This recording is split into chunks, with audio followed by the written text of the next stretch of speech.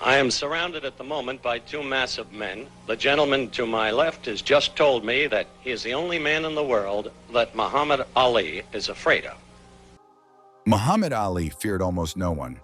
Most fights he entered, he had the confidence required to win. But sometimes that wouldn't be enough. Like the time he fought a boxer who was bigger than him, nicknamed the Octopus.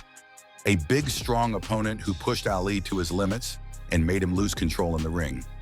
And what Ali ended up doing during the fight became hugely controversial. This is a fight like no other. But Ali does somehow end up winning and proving that big muscles don't mean a thing in boxing. 1967. In this year, Ali stepped into the ring to confront it, also fighting for his pride. This match would go down as one of the most unforgettable and debatable matches of Ali's career. Not only for his actions, but also for what he did not do. After gaining a lot of fame and popularity among the boxing crowd, Ali wanted to hold on to his status as the undisputed champion by taking on Ernie Terrell, who was famously dubbed the Human Octopus. Terrell stood significantly taller at 6'6" and earned the nickname the Octopus due to his clinching techniques. Once he grabbed hold of an opponent, his punches came from every direction. While Terrell aimed to out-jab Ali from afar, many speculated about the outcome if he managed to ensnare the floating butterfly in his grasp. During the weigh-ins, Terrell continuously called Ali by his former name, a name Ali had left behind. This led to a short back-and-forth banter, and Ali vowed to make Terrell pay for what he saw as not just disrespect but a betrayal, especially during a period of heightened racial tensions. I am surrounded at the moment by two massive men. The gentleman to my left has just told me that he is the only man in the world that Muhammad Ali is afraid of. So the gentleman to my left has to be Ernie Terrell. To my right is the author of a great new poem. He is the heavyweight champion of the world. He pretends that he will have an easy time of it February 6th at the Houston Astrodome. And he begins today by reading that poem. Champ? Did you want to hear the poem now, Howie? Absolutely. Well, hold Ernie, hold Ernie.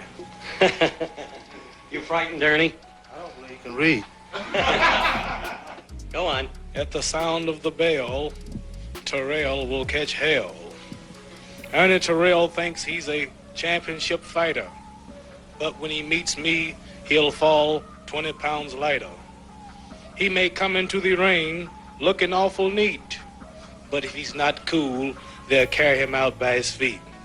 He's going around calling himself the real heavyweight champ, but when the fights start, he'll look like a tramp. I'm not saying this just to be funny, but I'm fighting Ernie because he needs the money. I'm really going to help him make a little bread, but the catch is, I must whip your head. I don't want to be a drag, and I'm not here to brag, but it's your jaw I'm out to tag. I hear you want to stand toe-to-toe, and with me trade blow for blow. But if you hip, you'll take a dip, because I'm out to bust your lip. So when the fight fans come to the fight, be cool, don't run. I guarantee the fight will go over one. And after the fight, Terrell, you will know you was in a scuffle because you cannot master the double clutch shuffle. All right, Ernie now makes his verbal repost. I'm sure that Shakespeare must have turned over in his grave when he heard that. You continue to be unafraid of this man. Yeah, I'd like to say something right here. You know, Cassius Clay, yes.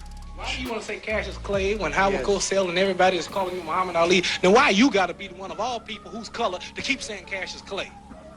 Howard Cosell is not the one who's going to fight you. I am. You making it really hard on yourself now. Well, Why don't you keep the thing in the sport angle? Why don't you call me my name, man? well, what's your name? You told me your name was Cassius Clay a few I years never ago. told you my name was Cassius Clay. My name is Muhammad Ali, and you will announce it right there in the center of that ring after the fight if you don't do it now. For the benefit of this broadcast, him. All right? You just acting just like an old Uncle Tom. Another flawed Wait a minute, Patterson. wait a minute. I'm gonna punish you. I'll tell you something, man. You ain't got no Back business calling off of me.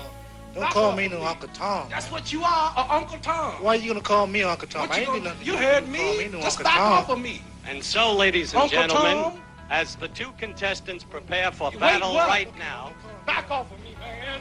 Back off of me, man. Another interview has been recorded for posterity as the two gentlemen continue to promote the fight. Perfect, that's it. Come on. Keep shooting. You can promote fighting and all that stuff. Ali sought to assert his identity in a society that constantly pressured him to conform to a different persona. At the core of any individual is their name, the fundamental right to be recognized as they choose. For round one, Terrell has said he will take control of this fight from the outset. Know how that turned out. Spoiler alert, Ernie was humiliated so bad that we are still talking in wonder about it 60 years later. Terrell looked like this was his first fight. He was terrified. The commentator described Ali as a little boy picking the wings off a butterfly with some of the smoothest slips you have ever seen. Ali's incredible speed made Terrell look as if he was surrounded. When the first bell rang, the two fighters met in the center of the ring. Ali launched a rapid series of punches, eager to make an immediate impact, but Terrell's high guard held firm. He made slight adjustments to deflect each blow, allowing only one punch to partially land. Terrell has said he will take control of this fight from the outset. To make matters worse for Ali, Terrell timed a left hook that nearly struck, but Ali's incredible cat-like reflexes saved him from significant harm just in time. These same extraordinary reflexes also protected him from Terrell's. Now Terrell started to charge forward, and it was time for Ali to flex his low-guard defenses. Although Ali could evade every one of Terrell, at that moment, Ali decided that protecting his body wasn't the right approach. Instead, he chose to taunt Terrell, speaking calmly into his ear as the contender unleashed all his strength. Terrell appeared briefly surprised, but then he sprang back into action, and Ali demonstrated to the world why he would always be celebrated as the greatest. Really the aggressive Terrell is up. He ducked Terrell's overhand punch and then executed a cross step while weaving to break free from the corner. As Terrell pursued him, Ali switched to southpaw, pulling back his punch, dancing away, and then rebounding off the ropes back to the center of the ring. Throughout this round and the next, Ali continued to outshine Terrell with his The result was a fighter who seemed to float around the ring, able to shift his head just enough to let punches glide past his cheek. However, this would all be ineffective if Ali couldn't counter Terrell's inside tactics. Fortunately for Muhammad, he was a natural grappler, a skill that would prove invaluable in his future legendary match against George Foreman. When Terrell charged in, Ali leaned into him, as the Terrell's tricep and shoulder to gain an advantage. He executed this so effectively that at the start of round 7, he even managed to cross behind Terrell. As Terrell repositioned himself, an uppercut grazed his chin. He ducked under Ali's follow-up, desperately firing off a jab as he turned back, but Ali countered with a right, delivering a solid blow to Terrell's temple. Once he had room to maneuver, Ali tried to break through Terrell's defense for the rest of the round, but the latter's guard remained impenetrable. He even managed to graze Ali's chin with a right near the end of the round. While Ali made significant... Did you carry Terrell? Could you have knocked him out? No, I don't believe I could have. I had a couple opportunities to knock him out, but he was so determined. He's a diehard. I didn't realize he could take as much punishment as he did.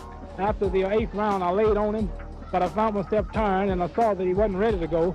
I knew that I had 15 rounds to go, so I had to slow up and pace myself and take him on points. And I think this proves to the public and all of the doubters out there that Ernie Terrell has no class whatsoever, and you cannot compare him even in my I don't think you have to say that. Ali had always denied the question of whether he could have knocked his opponent out. When asked about it, he replied that he didn't believe he could have.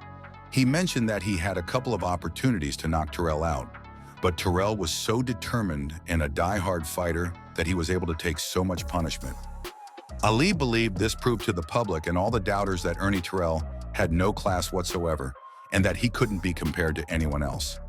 Want to continue watching more Muhammad Ali videos?